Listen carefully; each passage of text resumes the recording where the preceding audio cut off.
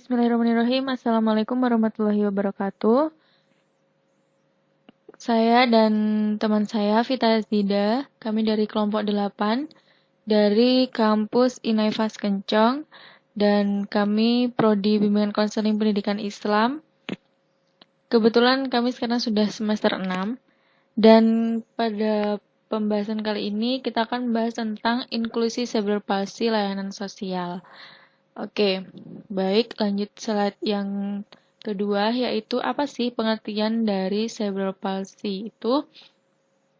Nah, jadi itu adalah, kalau menurut etimologis, cerebral palsy itu berasal dari dua kata ya, berasal dari kata cerebral atau cerebrum, itu yang berarti otak, palsy yang berarti kelayuan atau lesi, atau kerusakan pada otak yang manifestasi pada fungsi-fungsi tubuh yang dipersarafinya. Nah, beberapa simptom yang dapat kita lihat pada anak cerebral palsy itu adanya gangguan motorik atau gerak, sensorik, dan pada fisiknya itu biasanya skoliosis, lordosis, dan kifosis. Ini berhubungan dengan tulang-tulang yang membengkok, membungkuk, atau malah berlenggak-lenggok kanan dan kiri atau skoliosis. Nah, di antara mereka banyak yang mengalami kesulitan dalam belajar. Juga terdapat gangguan lain seperti gangguan persepsi visual, audio, bahkan gangguan berbicara. Nah, cerebral palsy ini bukan penyakit yang mengancam pada jiwa ya, tapi sebuah kondisi di mana ini bisa disebabkan karena dari lahir atau saat proses hamil atau melahirkan itu terdapat kecelakaan, kekerasan, atau malpraktek, atau kelalaian atau infeksi dan lainnya. Nah, kerusakan yang terjadi pada cerebral palsy ini tidak bisa disembuhkan atau bersifat permanen, tapi untuk tumbuh kembangnya ini bisa dibantu dengan perawatan atau terapi. Nah, ini juga bukan suatu hal yang menular ya, karena ini disebabkan adanya kerusakan pada perkembangan otaknya. Nah, ada obat, terapi, alat untuk membuat si penderita cerebral palsy ini untuk bertahan hidup. Seperti yang kita tahu bahwa adanya kursi roda, penyangga kaki, atau lain sebagainya. Nah, lalu hambatan-hambatan apa saja yang dialami atau dirasakan oleh anak si penderita cerebral palsy ini? Nah, yang pertama adalah gangguan motorik. Ini kesulitan berpindah tempat atau mobilitas itu berpindah, bergerak dan berjalan. Nah, hal ini karena kelumpuhan atau kekakuan dari salah satu anggota gerak bagian atas dan bawah. Nah, ini terjadi karena adanya kerusakan pada sistem piramidalis yang mengatur motorik manusia. Nah, yang kedua itu gangguan sensorik. Ini karena luasnya kerusakan di otak berakibatkan juga pada sistem sensorik seperti kelainan penglihatan, pendengaran, perabaan, bahkan sensasi rasa pengecapan itu tidak bisa mereka rasakan. Nah, kalau penglihatan ini karena kerusakan saraf pada perifer yang mengatur pekerjaan pada bola mata. Jadi, biasanya anak-anak yang cerebral palsy ini ada yang juling matanya kayak gitu karena kerusakan pada saraf perifer ini. Nah, yang ketiga yaitu gangguan berbicara. Di samping sulit memahami bahasa, gangguan akan bertambah kompleks bila otot mulut, lidah, dan otot artikulasi lainnya terganggu. Nah, anak akan kesulitan akan berkomunikasi. Nah, bicara ini terjadi pada area Broca atau pusat bahasa di otak. Nah, gangguan kecerdasan. 40-60% anak yang penderita cerebral palsy ini berada pada kategori retardasi mental. Maka kesulitan belajar itu pasti terjadi karena mereka sudah mengalami gangguan di fisik dan bahkan jika orang tuanya atau lingkungannya tidak bisa memberi support dan dukungan, itu bisa juga terhambat di mentalnya dia merasa down atau yang lain sebagainya. Nah, ini tentu saja juga akan efek pada gangguan kecerdasan, kesulitan belajar, menuntut cara dan modifikasi dalam pembelajaran. Nah, ini yang dilakukan oleh gurunya di sekolah ini juga lebih baiknya anak-anak yang seperti ini kan anak SLB ya, juga harus disekolahkan di sekolah luar biasa supaya dia mendapatkan penanganan dan pembelajaran yang tepat dan baik. Nah, ini setelah dilakukannya asesmen, ini guru juga harus menyusun program pembelajaran individual, itu juga bisa dilakukan klasikal atau individual. Seperti itu. Nah, yang selanjutnya yaitu gangguan emosi dan penyesuaian sosial. Penyesuaian sosial anak cerebral palsy menjadi terhambat hubungan sosialnya, mengingat adanya hambatan yang menjadi syarat setiap orang untuk melakukan hubungan sosial. Karena mereka juga sudah mengalami gangguan pada gangguan di otaknya, terus gangguan emosional juga, akhirnya dia sulit untuk menyesuaikan pada sosialnya. Nah, pembelajaran anak cerebral palsy. Seorang pakar yaitu Connor tahun 75 dalam Musjafak Asjari mengemukakan bahwa sekurang-kurangnya ada 7 aspek yang perlu dikembangkan pada diri masing-masing anak cerebral palsy melalui pendidikan, yaitu yang pertama mengembangkan intelektual dan akademiknya. Nah, ini bisa dilakukan dengan pemberian kurikulum yang fleksibel, bukan anaknya yang mengikuti kurikulumnya, tapi bagaimana dia mampu mendapat pendidikan sesuai dengan kondisinya. Nah, ini juga harus mendapat dukungan dari gurunya bahwa dia itu mampu melakukan tugas-tugas yang diberikan. Karena tidak jarang selama proses pembelajaran dia mengalami hambatan atau kegagalan-kegagalan yang berulang kali.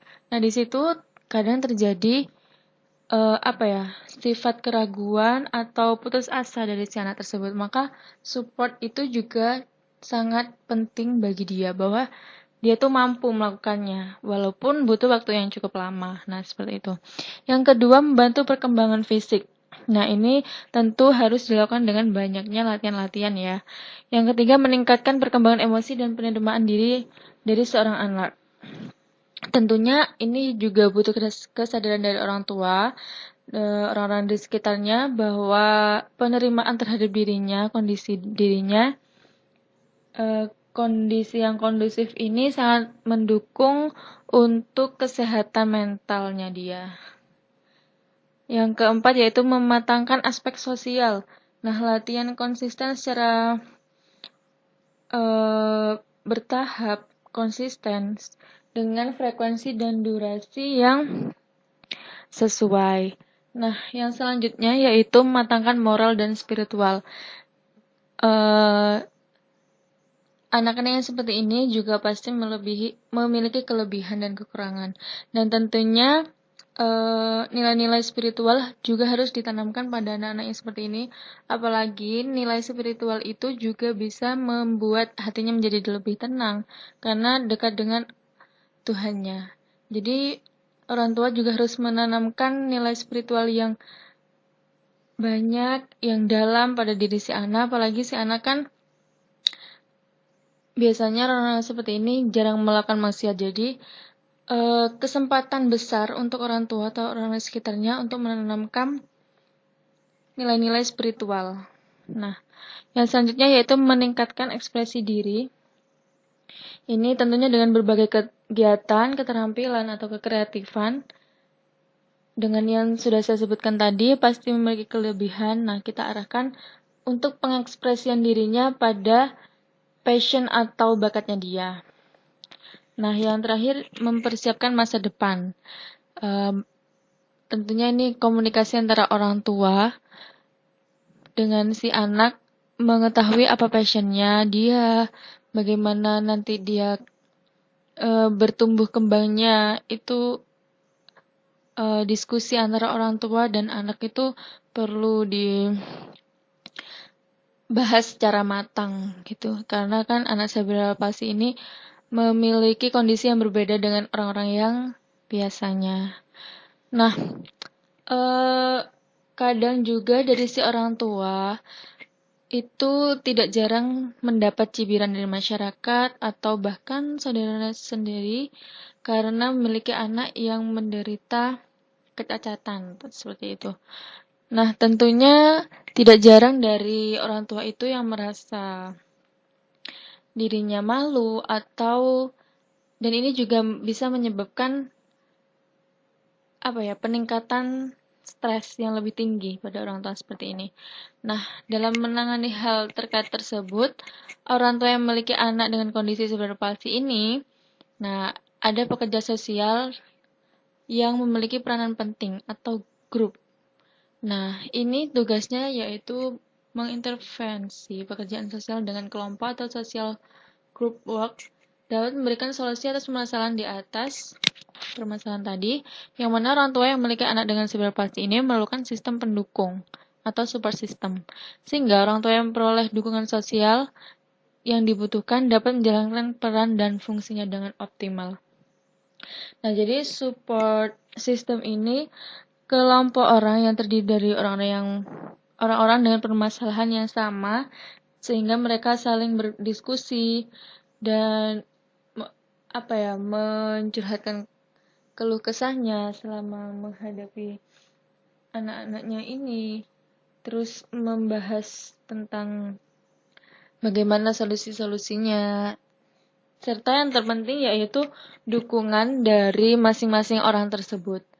Nah, pada dasarnya support group ini masih masuk ke dalam intervensi saja untuk penyembuhan atau group therapy intervention. Nah, ini harus dari orang-orang yang berpengalaman. Kelompok terapi yang digunakan untuk melakukan perubahan pada perilaku dan kebiasaan.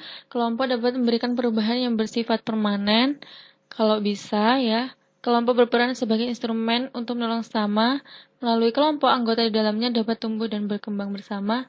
Lebih mudah dilakukan perubahan dengan media kelompok daripada secara individual. Nah, jadi seperti itu. Ini contoh-contoh dari anak-anak yang mengalami cerebral palsy. Ini adalah kelainan-kelainan pada fisiknya ya. Ini ada yang kakinya seperti ini, ada yang seperti ini. Nah, ini juga dibantu dengan alat-alat dan teknologi yang ada sekarang.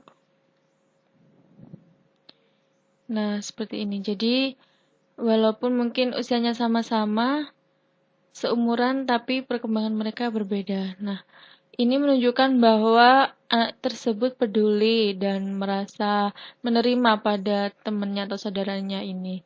Jadi dia merasa tidak tertekan, tidak malu, dan akhirnya dia bisa tumbuh kembang dengan sewajarnya, seperti itu. Terima kasih atas perhatiannya. Mohon maaf apabila ada kesalahan. Di sini saya juga masih sama-sama belajar.